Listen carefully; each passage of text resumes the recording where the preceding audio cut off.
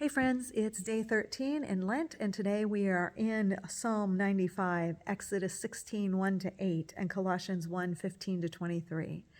Here it is that we see a contrast between the Old Testament passage in Exodus and that in Colossians in the letter that Paul writes. What we discover is a couple of things. First of all, in the book of Exodus, we discover a people who are grumbling and complaining because they don't have enough to eat. But what we discover in Colossians is that Christ is the firstborn of all creation. And we see the sovereignty of God and his provision for us.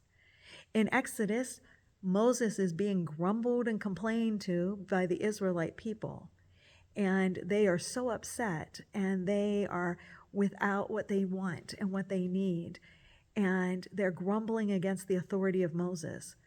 But in Colossians, we see the supremacy of Christ, that he is the firstborn of all creation, that he is over all dominions and authority and thrones and rulers, that he is the authority, and his authority reigns over all times.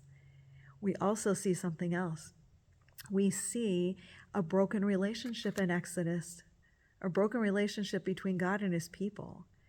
But in Colossians, we see Jesus bringing reconciliation to that broken relationship between humanity and God through his blood that was shed on the cross.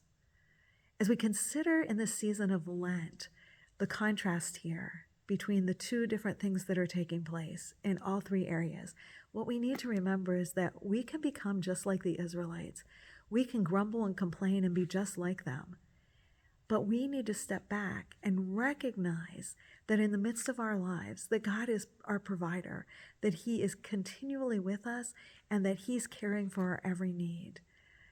This season of Lent isn't about a time of grumbling and complaining.